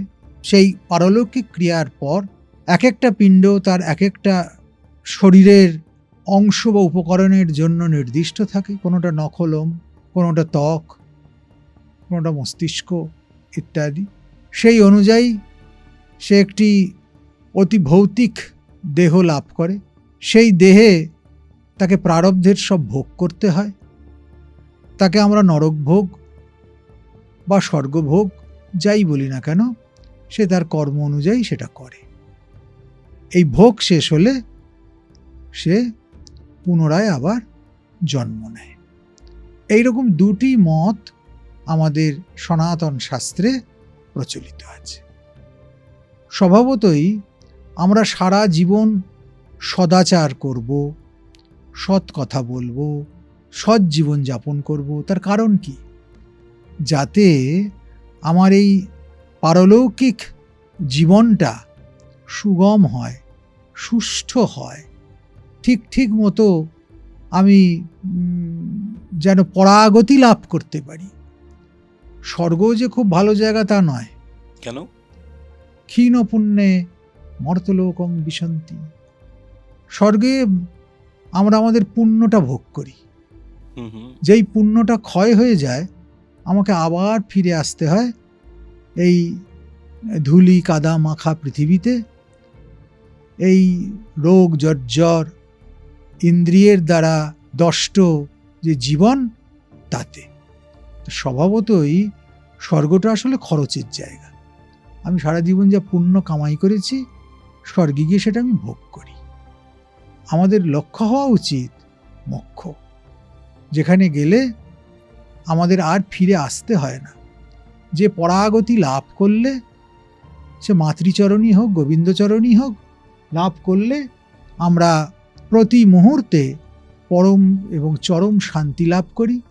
নুনের পুতুল ঠাকুরের ভাষায় সমুদ্রের জল মাপতে গেছিল, সে সমুদ্রের সঙ্গে একাকার হয়ে গেল।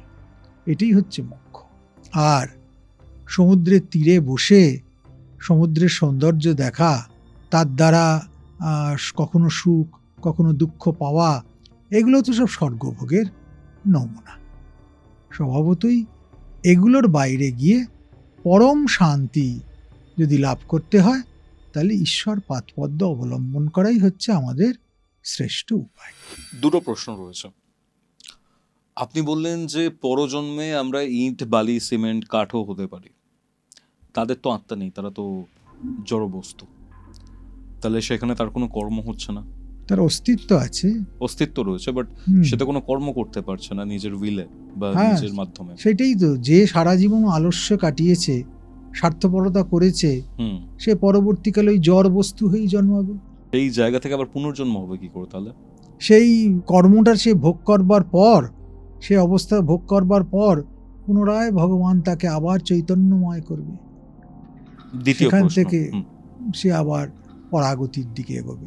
দ্বিতীয় প্রশ্ন সেটা হচ্ছে যে আপনি বললেন দুটো মত শাস্ত্রের পাওয়া যাচ্ছে, যখনই মৃত্যু ঘটছে তার সাথে সাথেই আবার জন্ম ঘটছে, ইমিডিয়েট টাইমে। তাহলে সেই ক্ষেত্রে তো কোনো প্রেতাত্মা বা প্রেত এইগুলোর ব্যাপারই থাকছে না, মৃত্যুর পরে সে আবার যদি জন্মে যায়।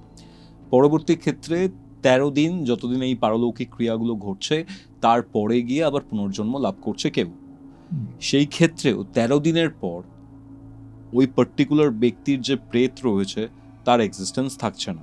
13 দিনের পর একটা মাসিক শ্রাদ্ধ হয়, হুম একটা সাম্বৎসরিক হয়। হুম এইভাবে তার কিন্তু প্রতি বছর বছর তার উদ্দেশ্যে আমরা শ্রদ্ধা নিবেদন করি বা তাকে পুষ্ট করি।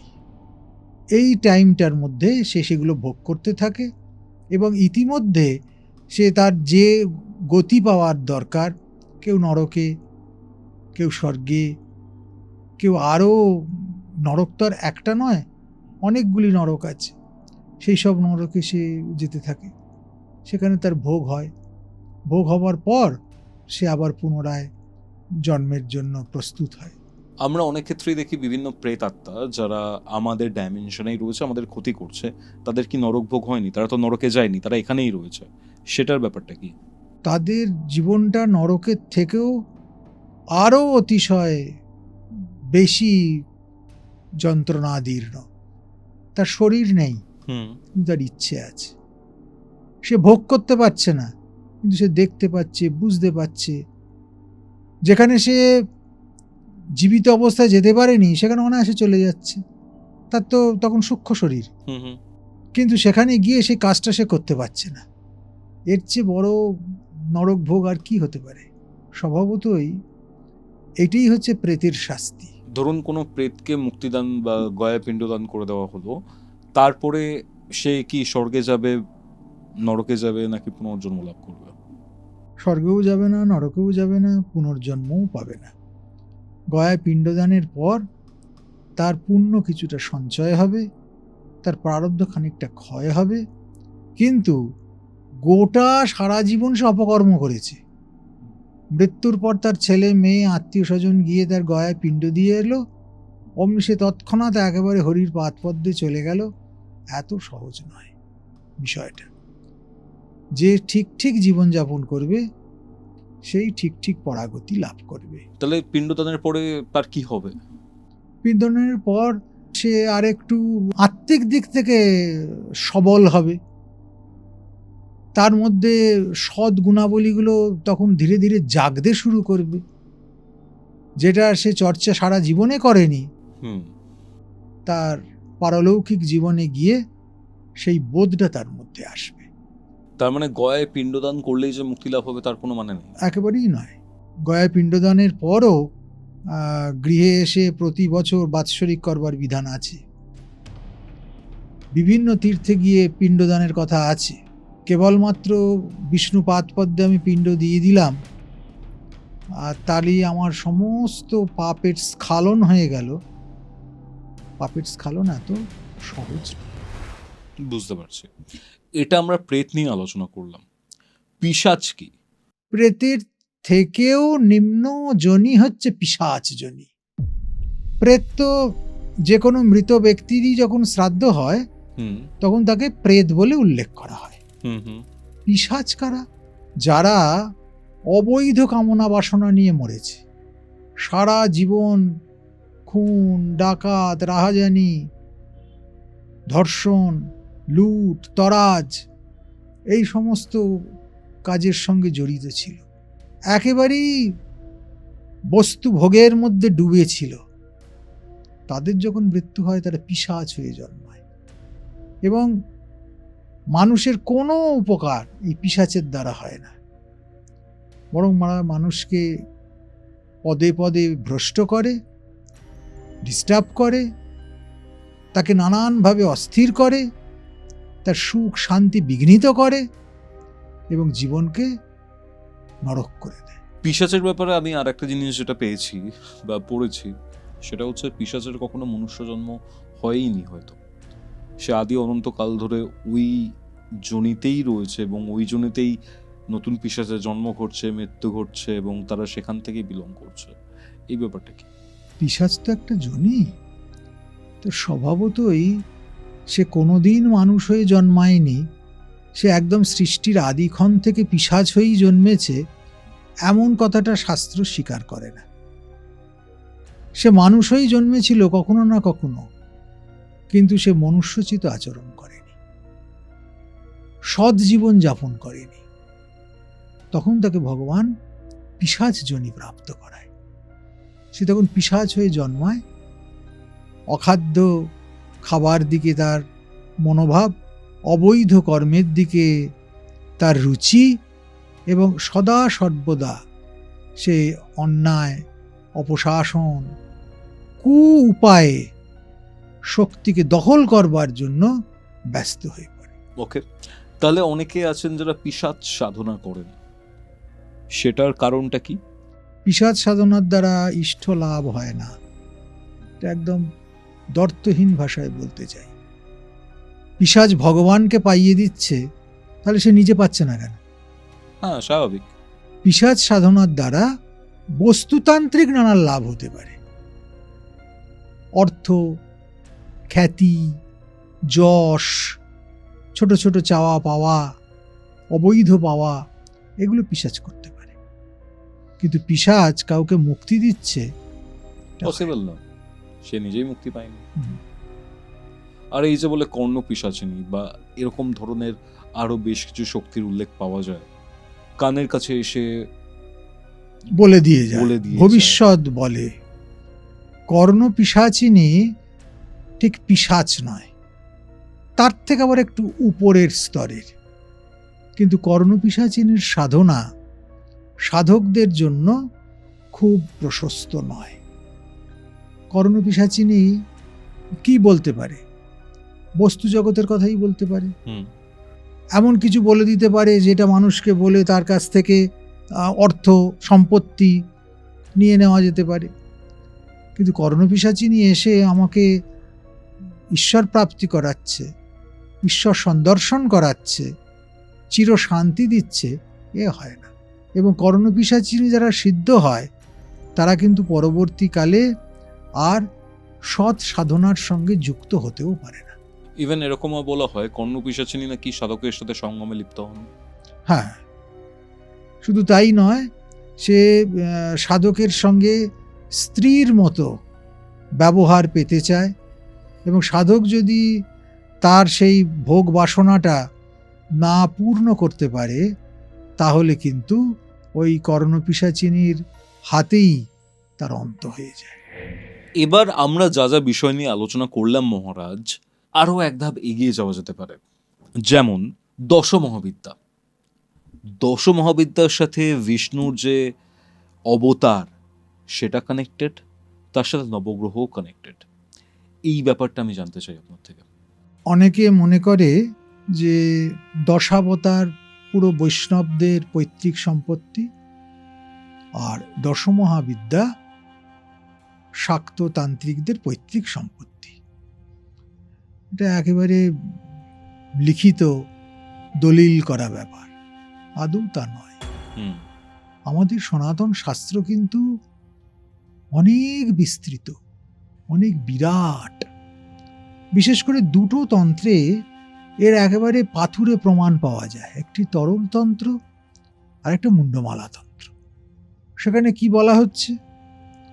তারা দেবী মীন রূপা বগলা কূর্মমূর্তিতা ধূমাবতী বরাহস্যাৎ ছিন্নমস্তা নৃসিংহিকা ভুবনেশ্বরী বামনস্যাৎ মাতঙ্গী রামমূর্তিকা ত্রিপুরা জামদগ্ন স্যাৎ বলভদ্রস্তু ভৈরবী মহালক্ষ্মীর ভবেত পূজ্য দুর্গাসাৎ কল্কিরূপিণী স্বয়ং ভগবতী কালী কৃষ্ণমূর্তি সমুদ্ভবা ইতিতে কথিতং দেবম অবতারং দশমেবহি। একদম সরল সংস্কৃতে লেখা। কি বলছেন? যে দশমহাবিদ্যার সঙ্গে দশাবতার কোথায় যুক্ত হয়ে রয়েছে? কোথায় যুক্ত? তারা মীন অবতার, ভগবানের যে মৎস্যাবতার সেটি হচ্ছে সাক্ষাৎ তারা।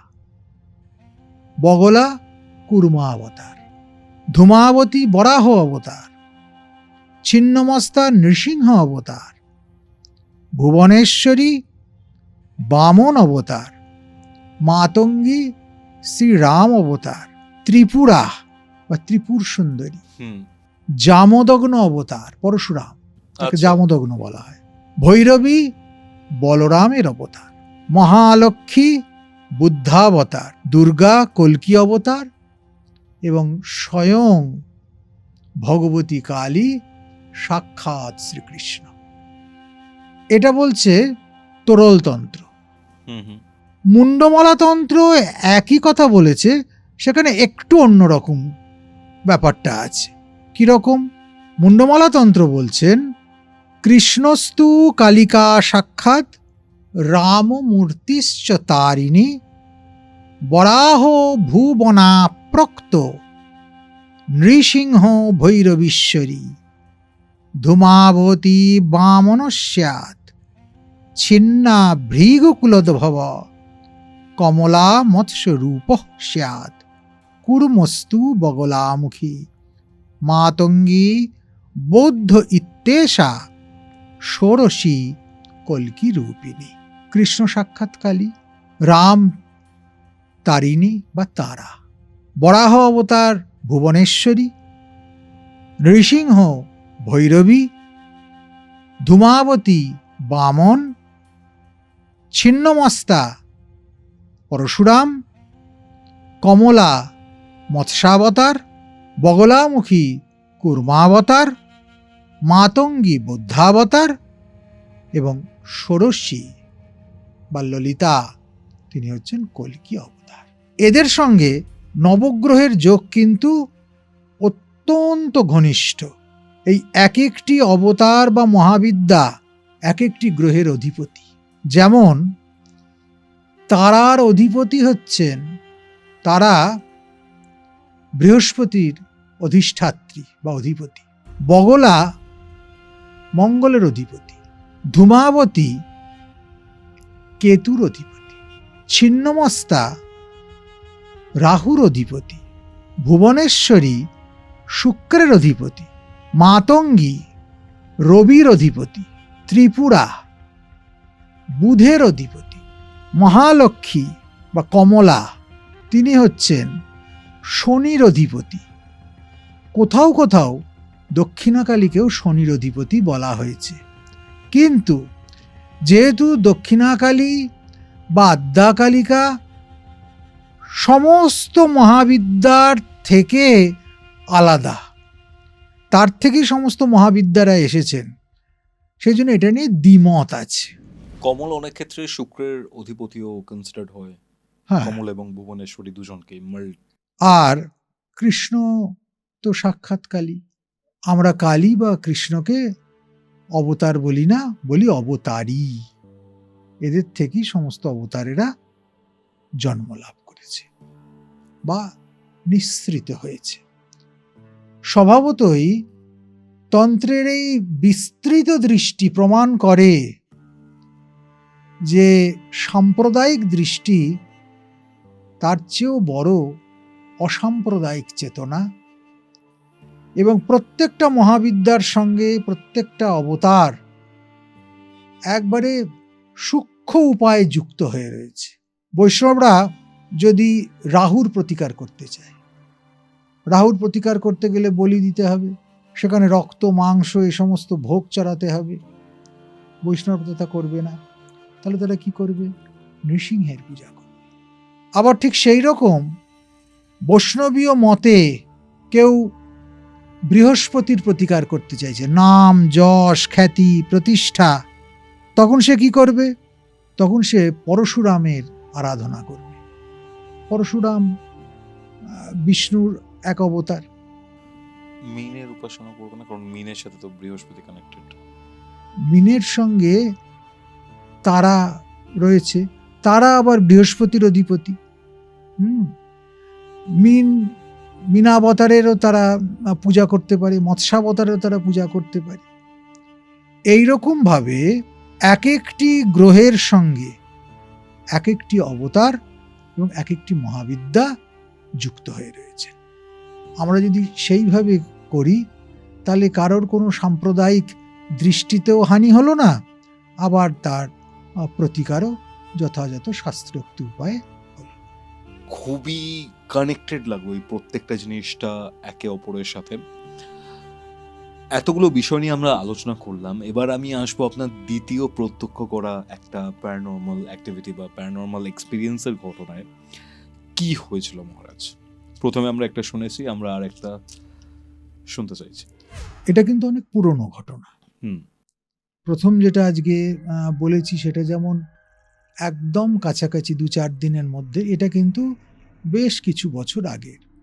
কোলাঘাটে আমার এক শিষ্য থাকে, সেখানে তার খুব বড় মাছের ব্যবসা, কিন্তু ক্রমশ সেই সময় তার ব্যবসাটা খারাপের দিকে চলে যাচ্ছে। কেন এরকম হচ্ছে বুঝতে পারছে না। আমাকে একবার নিয়ে গেল তার কাছে। আমি বিধান দিলাম যে 2-3 দিন থেকে আমি একটি ক্রিয়া করব। প্রথম দিন আমি ক্রিয়া করতে বসেছি তার দোতলার ঘরে। আশেপাশে কিন্তু কোথাও বন জঙ্গল ক্ষেত খামার এসব কিছু নেই, কিন্তু বসার পরপরই শিবাধ্বনি, আর্তচিৎকার শিয়ালের। শিবাধ্বনি দুরকম হয়, একটা খুব শুভ আনন্দে তারা ডাকছে, আর একটা খুব আর্ত। সেই আর্ত শিবাধ্বনি চারদিক থেকে আসছে। আমি ওকে ডেকে পাঠালাম, হ্যাঁ রে তোদের আশেপাশে জঙ্গল আছে নাকি? বলো না তো বাবা, জঙ্গল তো নেই কোথাও, সব তো বিল্ডিং আশেপাশে, দেখছেন না আপনি? তা তুই শুনতে পাচ্ছিস শিয়ালের ডাক? বললো হ্যাঁ কুকুর আছে প্রচুর, কিন্তু এই ডাকটা তো ঠিক কুকুরের মতো নয়, শুধু আমি যে একলা শুনছি তা নয়, সেও শুনতে পাচ্ছে। আচ্ছা তুই নিচে থাক, আমি আবার প্রয়োজন হলো তোকে ডাক। এবার আমি আমার কাজটা শুরু করেছি। খানিক বাদেই যে প্রদীপটা জেলে কাজটা হচ্ছিল সেটা নিভে গেল, আর তারই মধ্যে কারা যেন বলছে যে তুমি এখান থেকে চলে যাও, এই কাজটা এখনই তুমি বন্ধ করো, আমাদের ভীষণ কষ্ট হচ্ছে। আপনাকে বলছে? আমি বলছি না, আমি তো যাব না, তোমরা কি করলে এখান থেকে যাবে বলো। তখন তারা কিছু কিছু দাবি জানালো, আমাদের এই এই দিতে হবে, ওই ওই দিতে হবে, দিলে যাও। সেটা একদম এমন অবাস্তব দাবি, এ তো দেওয়া সম্ভবপর নয়, এ তো দিতে গেলে হয় পুলিশে ধরবে, নয় পাড়ার লোকে মারবে, আর এই আমি যে ভক্তের কল্যাণ করতে এসেছি তার কল্যাণ তো হবেই না, অকল্যাণ হয়ে যাবে। অন্য কোনো উপায়? বলে না, আর কোনো উপায় নেই। প্রথম দিনই টানাপোড়েনে শেষ হলো। দ্বিতীয় দিনের দিন আবার যখন বসেছি, একই সময় রাত্রির 12টা, সোয়া 12টা হবে, আবার একই কথা, এবার কিন্তু একটু হুমকির মতো, তোমাকে এক্ষুনি উঠে পড়তে হবে। কি চাইছিল তারা? তারা চাইছে মদ, মাংস এবং নারী। নারী চাইছে? আমি তোমাদের তো শরীর নেই, এগুলো ভোগ করবে কিভাবে? না, আমাদের এগুলো দিতে হবে। দ্বিতীয় দিন বললাম দেখো বাবা, তোমাদের কোনো দাবি পূরণ করা যাবে না, আমি তোমাদের যাতে মুক্তি হয়, শান্তি হয়, সে ব্যবস্থা করে দিতে পারি, একটাই শর্তে, তোমাদের এই জায়গাটা ছেড়ে চলে যেতে হবে। দ্বিতীয় দিনের শেষে কিন্তু কথাটা তারা শুনতে বাধ্য হল, এবং ক্রিয়াটা যখন পূর্ণাহুতি হচ্ছে দ্বিতীয় দিনের শেষে, তখন দেখা গেল যে যে জানলাগুলো বন্ধ করে দিয়ে আমি কাজ করছিলাম সেগুলো এমনি ছিটকিনিটা ভেঙে খুলে গেল, এবং ভেতর থেকে যেন একটা দম বন্ধ করা বাতাস বাইরে বেরিয়ে চলে গেল। বাইরে থেকে যে হাওয়াটা আসতে লাগলো সেটা ভালো, সুন্দর এবং স্বস্তিদায়ক। এটা একবারে প্রত্যক্ষ করা, নিজের জীবনে দেখতে পাও অভিজ্ঞতা। অসাধারণ লাগলো মহারাজ আজকের এই ডিসকাশনটা করে, অনেক কিছু জানা গেল। আশা করছি কৌস্তবের আড্ডাতে খুব তাড়াতাড়ি আপনার সাথে আবার আড্ডাতে বসবো আমরা। এটাই ছিল আজকের ঘটনা। আপনারা যদি আমার সাথে আপনার নিজের লাইফের এরকম ঘটনা স্টুডিওতে এসে শেয়ার করতে চান তাহলে যোগাযোগ করুন আমাদের অফিসিয়াল হোয়াটসঅ্যাপ নাম্বারে, যেটি হচ্ছে 6290675195। এছাড়া আপনারা যদি চান আমাদের মেম্বার হতে তাহলে নিচে জয়েন অপশানে ক্লিক করুন এবং আমাদের মেম্বার হয়ে আমাদের এই প্রচেষ্টাকে সাপোর্ট করুন। তাহলে চলুন দেখা হচ্ছে কৌস্তবের আড্ডার পরবর্তী একটি এপিসোডে। ততক্ষণ অবধি কৌস্তবের আড্ডাতে এরকম আরও 2টি এপিসোড দেখতে শুনতে আপনার মোবাইল স্ক্রিনে আসা ডান দিকের অথবা বাদিকের বক্সে ক্লিক করুন।